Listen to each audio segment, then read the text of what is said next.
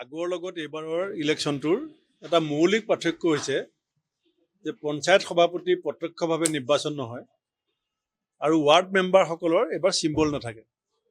গতিকে আমি এটা নতুন কনচেপ্টৰ ওপৰত ইলেকশ্যন খেলিব লাগিব। সেইকাৰণে জিলা কংগ্ৰেছৰ নেতাসকলৰ পৰা সভাপতিসকলৰ পৰা আমি পৰামৰ্শ বিচাৰিছোঁ, তেওঁলোকে কি ধৰণে ইলেকশ্যনটো প্ৰস্তুতি কৰিছে।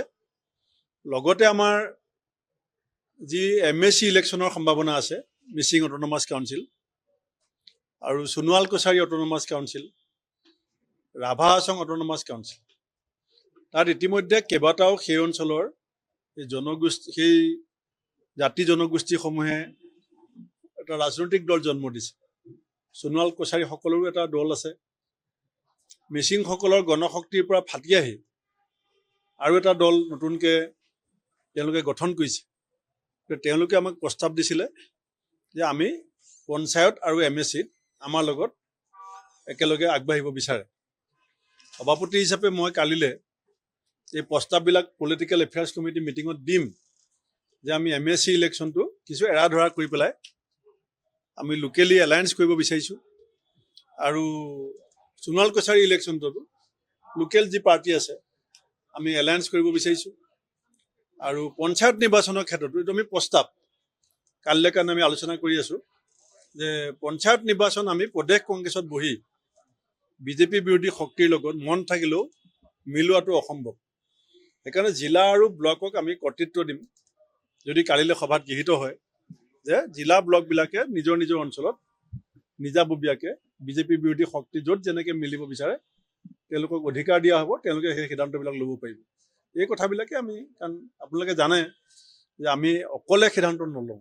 বিজেপিততো এজন মানুহে চব সিদ্ধান্ত লয়, কেবিনেটত হওক দলত হওক। বিজেপিত এজনে ক'লে আৰু পশ্চিম ফালেও যদি বেলি উদয় হয় বুলি কয় হৈ যাব। আমাৰ ইয়াত নহ'ব।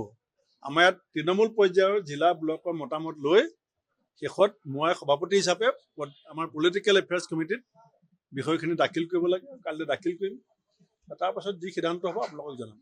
এতিয়া মিটিঙৰ ভিতৰত ক্ল'জ ড'ৰ মিটিঙৰ ভিতৰত হোৱা পৰ্যালোচনা যদি মই টিভিত এনেকৈ কৈ দিওঁ তেতিয়াতো নেক্সট মিটিঙত মোক চবেই দলত ক'ব যে মিটিংবিলাকেই লাইভ কৰি দিয়ক। সেইটোতো আৰু চব কথা ক'বলৈ সুবিধা আছে, আপোনালোকে জানে। কমিটিৰ ৰিপৰ্ট আহিছে আৰু ৰিপৰ্টত যিখিনি কথা আহিছে এই উপ নিৰ্বাচনত, সেই কথাখিনিয়ে আগন্তুক দিনত দলটোৱে নিজৰ যিটো নিৰ্মূল আত্মসমালোচনা কৰাত আইনা হিচাপে আমি ৰিপৰ্টখিনি লৈছোঁ যে আমি কি ভুল শুদ্ধ তাত চব বিচাৰি পাইছোঁ। আৰু সেইকাৰণে আমি পৰৱৰ্তী ৰণকৌশল বনোৱাত আমাৰ যিটো বাই ইলেকশ্যনৰ ৰিপৰ্ট সি আমাক সহায় কৰিছে।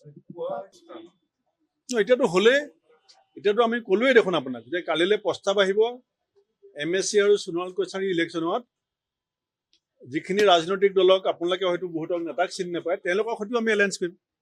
বাৰ্তাটো কি? সোণোৱাল কছাৰী আৰু মিচিঙত আমি সেই অঞ্চলৰ নতুনকৈ গঢ় লোৱা সেই জাতীয় যিবিলাক ৰাজনৈতিক দল আছে, আমি সেই জাতীয় ৰাজনৈতিক দলৰ সৈতে বুজাবুজি কৰিবলৈ সাজু হৈছোঁ। তাৰমানে ৰিপৰ্টটো আমি মানি লৈছোঁ নে নাই, সেইটোৱে কথা। যিকোনো খবৰৰ বাবে যোগাযোগ কৰক 7099017330 লগতে 7099017110 নম্বৰত।